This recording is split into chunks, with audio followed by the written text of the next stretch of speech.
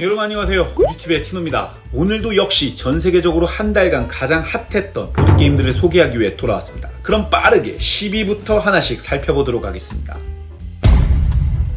10위는 2017년에 출시되었던 God of Atlantis가 2탄으로 돌아왔습니다. 우리가 소위 잘 아는 롤과 같은 MOBA 장르의 게임을 각종 피규어 영웅들과 사용하는 카드들의 사용 순서에 따라서 액션을 수행하는 보드게임 방식으로 구현한 게임인데요. 가장 먼저 자신의 미니언들이 적 기지로 도달하면 승리하는 방식인데 듀얼 대전을 기반하긴 했지만 여러 명이 함께 나뉘어 10인까지 팀전 모드도 가능하다고 합니다. 전작에 비해서 훨씬 더 다양해진 영웅들과 함께 맵도 추가가 되었고요. 무엇보다 전작의 룰을 더 간소화해서 빠르고 타이트한 재미가 일품이라고 합니다. 영상을 찍고 있는 현재는 게임 파운드에서 펀딩을 진행 중이며 프락으로 들어갈 경우 개성 넘치는 총 32개의 캐릭터들을 운용할 수 있게 되는데 엄청 흥미진진할 것 같네요. 볼륨이 큰 만큼 이게 좀 쉽진 않겠지만 그래도 한글판 소식을 한번 간절히 기다려보겠습니다. 다음 9위는 언제나 핫 리스트에서 빠지지 않는 아크노바입니다. 특히 이번에는 반가운 아크노바의 확장 소식으로 인해서 더 많은 사람들의 입에 오르내린 게 아닌가 싶은데요. 최근에도 우주TV 뉴스에서 소개시켜드렸던 아크노바의 첫 번째 확장 마린월드로 인해서 본판의 동물들 외에도 앞으로는 수중생물들이 추가된다고 합니다. 각자 5장의 액션 카드들을 이용해서 오래 묵혀둘수록 한 번에 강한 액션을 할 수 있고 자주 사용할수록 약한 액션들을 사용하게 되는 메커니즘이 재미난 게임입니다. 다양한 타일 배치로 자신만의 동물원을 만들어 나가고 협회 활동도 해야 되고 연구도 해야 하는 등 할 것 많은 다양한 액션들이 절묘하게 결합된 재미난 게임입니다. 특히나 다양한 종류의 카드가 들어있는 만큼 리플레이성도 좋은데요. 이번 확장이 출시되면서 더욱더 리플레이성이 높아질 것 같네요. 다음 8위는 이제는 정말 곧 국내 유저들에게도 배송이 될 것 같은 게임 헤게몬입니다. 노동자와 자본가 그리고 중산층과 정부라는 각기 다른 4개의 비대칭 역할의 테마가 인상적인 보드게임인데요. 각자 맡은 역할이 다르듯 액션도 다르고 당연히 역할에 따라서 승점을 획득할 수 있는 방법도 다르게 되어 있습니다. 무엇보다 실제 현 사회를 잘 담아낸 테마가 인상적인 게임인데요. 각자의 이득을 위해서 게임을 플레이하고 싶지만 막상 또 진행하다 보면 어쩔 수 없이 서로 얽히고 얽혀있는 이해관계들로 인해서 시시각각으로 팀이 구성되었다가 해체되고 또 새롭게 연합이 만들어지는 요소로 인해 4인 풀파티를 강추하는 게임입니다. 게임 내적인 컨텐츠적 재미도 재미지만 킥스타터로 진행된 게임이니만큼 그 외적으로 듀얼 레이어라든지 미풀의 실크 스크린 같은 구성품 퀄리티도 일품인지라 소장 욕구와 함께 플레이어의 만족도도 높아질 것 같네요. 다음 7위는 엔데버의 후속작인 엔데버 딥시입니다. 과거 그 대항해 시대의 느낌으로 항해를 하던 테마에서 이제는 해양 생물의 보존을 위해서 독립적인 연구기관을 운영해야 되는 테마로 바뀌었습니다. 게임을 하면서 다양한 전문가들을 섭외해서 그들과 팀을 발전시키고 바다에 대한 지식을 쌓으면서 논문도 출판하며 전문 지식을 확장해야 하는데요. 게임은 총 3개의 다른 모드들로 구성이 되어 있고 8개의 다른 시나리오가 구성되어 있다고 합니다. 기본적으로 엔데버에서 친숙한 4개의 트랙을 올려야 하는 이 익숙한 게임보드판이 눈에 띄고 대신 맵으로 사용되는 큰 보드가 없이 어떠한 심해 지역이 발견될지 랜덤으로 정해지게끔 5종류의 바다카드 구성으로 맵이 만들어져 나가게 됩니다. 특히 솔로 모드뿐 아니라 협력 모드와 대결 모드 중 원하는 모드로도 즐길 수 있고 다양한 건물들을 사서 능력이 강해졌던 부분들이 여러 능력의 전문가들을 섭외하는 부분으로 바뀌었습니다. 전작의 엔데버를 즐기신 분들이라면 더 쉽게 배울 수 있다고 하니 관심 있으신 분들은 출시까지 조금만 기다려보자고요.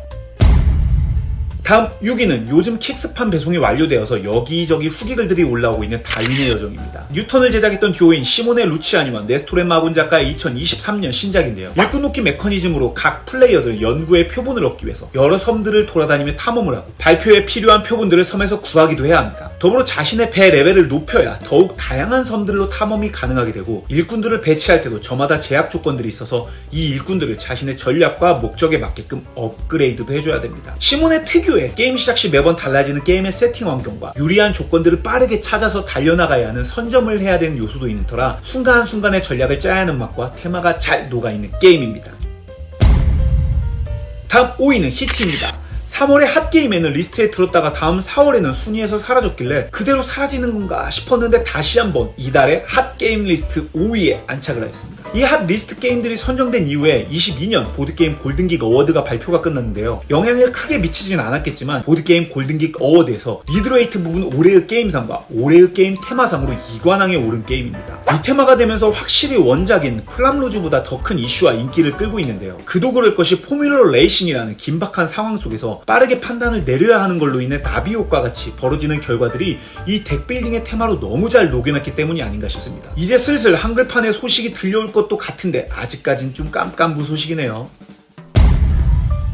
다음 4위는 새롭게 순위에 오른 아이소페리온 가드입니다. 솔로 혹은 2인이서 즐기는 협력 시나리오 중심의 게임인데요. 콘솔 게임으로 즐기던 RPG 게임의 그 광활한 세계지도가 인상적인 게임으로 아이소파의 도시를 여행하면서 전투를 벌이는 게임이라고 합니다. 전투를 통해서 더 강한 장비와 힘을 얻게 되며 독특하게 강해지는 효과들을 백에 채워넣으면서 진행되는 백빌딩 메커니즘으로 진행되는 게임인데요. 칩시어리 게임즈의 게임들이 갖고 있는 손맛 좋은 포커칩이 이 게임에도 역시 대량으로 사용된다고 합니다. 8개의 다양한 가드들이 준비되어 있으며 어떠한 선택을 하는 에 따라서 달라지는 시나리오 분기점 역시 잘 준비되어 있다고 하니 솔로 시나리오 게임 및 레거시 게임을 좋아하시는 분들께는 좋은 게임일 것 같습니다.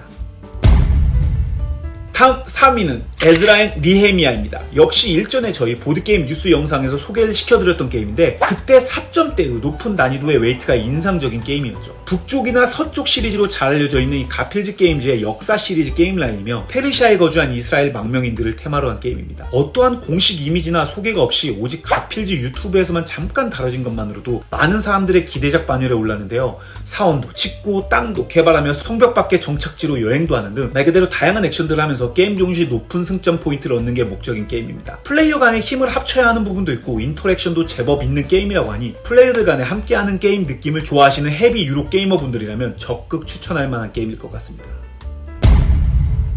다음 2위는 확장 출시의 소식만으로도 핫게임 2위에 오른 캐스케디아 랜드마크 확장입니다. 말 그대로 역시 세부적인 이미지나 정보가 없이 패키지 이미지만 공개된 상태인데요. 기본적으로 이 확장에는 5,6인까지 즐길 수 있는 추가 확장 구성물과 함께 랜드마크라는 새로운 모듈이 담겨져 있다고 합니다. 매 게임마다 달라지는 동물들의 조건별 점수와 게임 종료 시 가장 큰 영역에 따라서 점수를 얻는 지역 점수 외에도 이제 아름다운 랜드마크를 배치하면서 더욱더 역동적인 득점 보너스를 제공한다고 하는데요. 패키지 뒷면 사진으로만 좀 유추해보면 랜드마크로 추정되는 5종류의 리플 구성물들이 들어있어서 각자의 지역 타일 위에다가 배치를 할 수 있게 되고 선착순 요소로서 각기 다른 랜드마크의 점수 타일들을 확보하는 방식인 것 같습니다. 때문에 다인플로 즐길 경우 랜드마크 조건 점수로 인해서 눈치 싸움의 재미가 더 살아날 것 같은데 그 때문에 5,6인 추가 구성이 포함된 건 아닌가 싶네요. 빨리 한글판 소식으로도 나오기를 바라며 2위는 캐스케디아 랜드마크 확장이었습니다.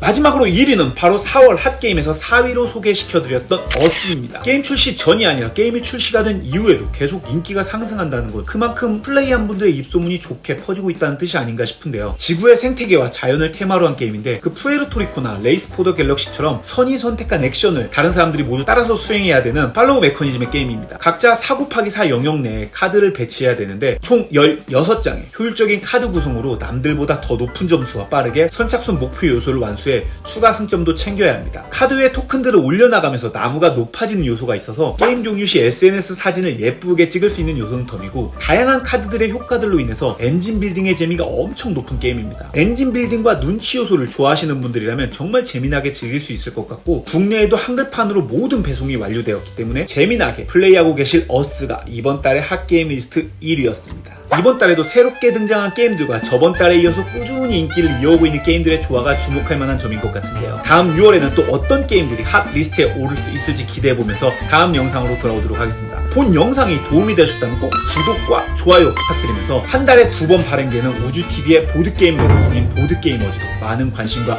응원 부탁드리겠습니다. 그럼 우빠!